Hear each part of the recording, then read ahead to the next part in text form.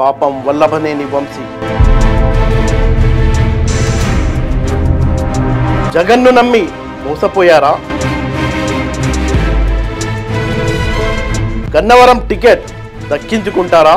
వైసీపీకి వేరే ఆప్షన్ లేదు కాబట్టి పక్కా టికెట్ దక్కుతుందని వంశీ భావిస్తున్నా ఎక్కడో భయం వెంటాడుతూనే ఉందట. టికెట్ దక్కుతుందా? ఒకవేళ గన్నవరం టికెట్ ఇస్తే వైసీపీ తరఫున వంశీ గెలుస్తాడా? కాదు, మరోసారి గన్నవరంలో తెలుగుదేశం పార్టీ విజయానికి వల్లభనేని వంశీ ప్రధాన కారణం కానున్నారనే టాక్ అయితే స్థానికంగా నడుస్తోంది. నిజానికి ఇలాంటి పరిస్థితి వంశీకి ఎప్పుడూ ఎదురు కాలేదు. ఆయనే మా ఎమ్మెల్యే అని పల్లగుద్ది మరీ చెప్పిన పరిస్థితి ఉండేది. కానీ ఇప్పుడు ఆ పరిస్థితి లేదు. పైగా వైసీపీలో ఎదురుగాలి వీస్తోంది. గతంలో ఆయనకు స్థానిక నాయకులు కార్యకర్తలు బ్రహ్మరథం పట్టేవారు. కానీ ఇప్పుడు అంతా వ్యతిరేకంగానే కనిపిస్తుంది. ఇలాంటి పరిస్థితుల్లో జగన్ వల్లభనేని వంశీని పూర్తిగా పక్కన పెడతారా లేక సీటు కేటాయిస్తారా? వంశీ మనసులో ఏముంది? జగన్ నిర్ణయం ఎలా ఉండబోతుంది? నమస్తే, welcome to Telugu one news. నేను మీ ఫజల్. ఆంధ్ర రాజకీయాల గురించి మనం మాట్లాడుకుంటే గన్నవరం ఎప్పుడు కూడా హాట్ టాపిక్గానే ఉంటుంది.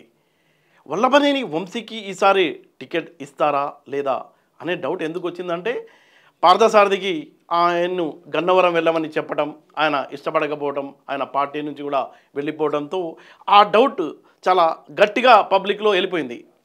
అంటే వల్లభనేని వంశీ పార్టీ మారి ఇక్కడ వైసీపీలో వచ్చినప్పటికీ జగన్తో చాలా సన్నిహితంగా ఉన్నప్పటికీ టికెట్ ఇస్తారా లేదా అనే చర్చ అయితే హాట్గా అక్కడ జరుగుతుంది. ఒకవేళ టికెట్ ఇస్తే అక్కడ గెలవడం కూడా చాలా కష్టమనే టాక్ కూడా వినిపిస్తుంది. మనం కనుక గన్నవరం ముఖ చిత్రాన్ని కనుక చూసుకున్నట్లయితే గత 3 సార్లుగా 2019 నుంచి మొన్న జరిగిన ఎలక్షన్ల వరకు తెలుగుదేశం పార్టీ వరుసగా గెలుస్తూనే వచ్చింది. అంటే తెలుగుదేశం పార్టీకి కంచుకోట లాంటి ఈ గన్నవరం నియోజకవర్గంలో ఈసారి ఎన్నికలు ఎలా ఉండబోతున్నాయి, ఏ పార్టీకి గెలుపు అవకాశాలు ఉన్నాయి? రెండు పార్టీలు కూడా, అటు తెలుగుదేశం పార్టీ ఇటు వైసీపీ రెండు కూడా చాలా ప్రతిష్టాత్మకంగా తీసుకున్నాయి. ఇంకొక పక్కేమో వల్లభనేని వంశీ తన రాజకీయ జీవితాన్ని కూడా పణంగా పెట్టి ఆయన టీడీపీ నుంచి ఇటు వైసీపీలకు రావడం, మళ్ళీ ఇప్పుడు ఆయన పరిస్థితి ఎలా ఉందంటే చాలా దయనీయంగా ఉంది. ఆయన మనసులో ఏముంది, జగన్ ఏమి ఇస్తారు అనే ఒక కన్ఫ్యూజన్ అయితే అక్కడ క్రియేట్ అయి ఉంది. రకరకాల పుకాలు అయితే వినిపిస్తున్నాయి. మనం కనుక ఇక్కడ గన్నవరం నియోజకవర్గాన్ని కనుక చూసుకున్నట్లయితే 2009 కానీ అలాగే 14, 19లో 3 సార్లు కూడా తెలుగుదేశం పార్టీ గెలిచింది. తెలుగుదేశం పార్టీ గెలిచిన తర్వాత ఏమైంది? వల్లభనేని వంశీ ఆ పార్టీని వదిలేసి అంటే ఈ వైసీపీలో చేరారు. ఇప్పుడు ఆయన ఏమవుతుంది? ఈ టైంలో ఎవరు గతంలో వైసీపీ నుంచి పోటీ చేసిన యార్లగడ్డ ఇప్పుడు టీడీపీ ఇన్ఛార్జ్గా ఉన్నారు. అంటే తెలుగుదేశం పార్టీ తరఫున ఆయన పోటీ చేయబోతున్నారు. అంటే మళ్ళీ వంశీ యార్లగడ్డ మధ్య పోటీ ఉండబోతుందా? వైసీపీ అక్కడ టికెట్ ఇస్తుందా? లేకపోతే గన్నవరంలో తెలుగుదేశం పార్టీ గెలుస్తుందా? లేకపోతే వల్లభనేని వంశీకి సీన్ ఉందా అనేది రేపటి ఎన్నికల్లో కనుక వైసీపీ తరఫున ఆయన కనుక పోటీ చేస్తే తేలిపోనుంది. మనం కనుక చూసుకున్నట్లయితే 2019లో కనుక చూసినట్లయితే తెలుగుదేశం పార్టీ అంటే ఒక పక్కేమో వల్లభనేని వంశీ టీడీపీ తరఫున ఉన్నారు. యార్లగడ్డ చాలా ఆర్థికంగా చాలా బలమైన వ్యక్తి కాబట్టి ఆయన వైసీపీ తరఫున 2019 ఎన్నికల్లో నిలబడ్డారు. అర్ధబలం అంగబలం బాగా ఉంది, డబ్బు కూడా భారీ ఎత్తున ఖర్చు పెట్టారు.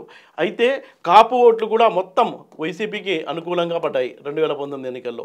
యాదవ సామాజిక వర్గం కూడా వైసీపీకి అనుకూలంగానే ఉంది. ఎస్సీ సామాజిక వర్గం ఓట్లు కూడా గంపగుత్తగా పడ్డాయి. యార్లగడ్డ డబ్బు రూపంలో పార్టీకి అండగా నిలబడ్డారు. ఇంత సపోర్ట్ ఉన్నప్పటికీ వల్లభనేని వంశీ అంటే చాలా వ్యూహాత్మకంగా ఆయన వెళ్ళటం, అలాగే అంటే ఇక్కడ డబ్బు ఉంది, సామాజిక వర్గాలు కూడా వైసీపీకి అనుకూలంగా ఉన్నప్పటికీ వల్లభనేని వంశీ చాలా వ్యూహాత్మకంగా తెలివిగా ఆయన ఎత్తుగడలతో గెలిచారని మనం చెప్పుకోవచ్చు. అంటే అలాంటి పరిస్థితి ఉంది. అయితే ఇప్పుడు ప్రజెంట్ సిచ్యువేషన్ ఏంటి? వల్లభనేని వంశీ మీద బాగా వ్యతిరేకత ఉంది కాబట్టి ఆయనకు టికెట్ ఇచ్చే విషయంలో జగన్ మళ్ళీ పునరాలోచిస్తున్నారని చెప్తున్నారు. ఇంకో పక్క ఏముంది? దుట్ట రామచంద్రరావు కూడా ఆయన పట్ల వ్యతిరేకత చూపిస్తున్నారు. ఈ నేపథ్యంలో వల్లభనేనికి ఒకవేళ టికెట్ ఇచ్చినా అక్కడ గెలవడం చాలా కష్టమవుతుంది. 4వసారి తెలుగుదేశం పార్టీ గెలవడానికి వల్లభనేని వంశీయే అక్కడ ప్రధాన కారణం కాబోతున్నారన్న చర్చ అయితే స్థానికంగా జరుగుతుంది. అంటే ఇప్పుడు యార్లగడ్డ టీడీపీ నుంచి పోటీ చేస్తున్నారు, వైసీపీ నుంచి ఎవరుంటారు అనేది అంటే దాదాపుగా ఈ వేరే ఆప్షన్ లేదు కాబట్టి వైసీపీకి వల్లభనేని వంశీకే టికెట్ ఇస్తారన్న ప్రచారం అయితే జరుగుతుంది. అయితే అక్కడ ఎలా ఉన్నాయి మొత్తం అనే అంశాన్ని మనం ఇప్పుడు చూద్దాం. ఆంధ్రప్రదేశ్లో వైసీపీ అధికారంలోకి వచ్చిన తర్వాత ఇతర పార్టీల్లో గెలిచిన కొంతమంది అంటే 5గురు ఆ పార్టీల్లో అనుబంధంగా కొనసాగారు. జనరల్గా ఒక పార్టీ అధికారంలోకి వస్తే వేరే పార్టీలో ఉన్న వాళ్ళు తమ స్వలాభాల కోసం పార్టీలు మారటం అనేది చాలా సహజంగానే జరుగుతూ ఉంటుంది. చాలా చూసాం మనం కూడా. వాళ్ళు ఆ పార్టీకి రాజీనామా చేయకుండానే ఈ పార్టీలో వాళ్ళకి మద్దతుగా కొనసాగిస్తూ వచ్చారు. అయితే వాళ్ళు ఏం చేశారంటే వాళ్ళు అంత భరోసాతో జగన్ను నమ్మి వచ్చినప్పటికీ ఏమైందంటే మళ్ళీ ఈ ఎన్నికల్లో వాళ్ళకి టికెట్ ఇచ్చారా లేదా ఆ విషయాలు కనుక మనం చూసుకున్నట్లయితే అందులో భాగంగానే వంశీకి అంటే పార్టీని నమ్ముకొని జగన్ను నమ్ముకుని వచ్చిన వంశీకి మళ్ళీ టికెట్ ఇస్తారా లేదా వంశీతో పాటు వచ్చిన మిగిలిన నలుగురి పరిస్థితి ఏమైందో మనం కనుక ఒకసారి చూసినట్లయితే 2019 ఎన్నికల్లో గెలిచిన 5గురు చీరాల నుంచి తెలుగుదేశం పార్టీ తరఫున గెలిచిన కర్ణం బలరాం కృష్ణమూర్తి ఆయన వైసీపీలోకి వచ్చారు. అయితే ఇప్పుడు ఆయనకు కానీ ఆయన కుమారుడు ఆయన సూచించిన వాళ్ళకి టికెట్ వస్తుందా లేదా అనేది క్వశ్చన్ మార్క్గా ఉంది. అయితే ఇవ్వచ్చు ఇవ్వకపోవచ్చు అనే చర్చ అయితే జరుగుతుంది. ఇచ్చే అవకాశాలు ఉన్నాయని కూడా చెప్తున్నారు. ఇంకొకటి చూసినట్లయితే మనం గుంటూరు పశ్చిమ కనుక చూసినట్లయితే మద్దాలగిరి ఆయన వైసీపీలో వచ్చారు. అయితే ఏమైంది మంత్రి విడుదల రజనీని అక్కడ ఇన్ఛార్జ్గా వైసీపీ పార్టీ నియమించింది.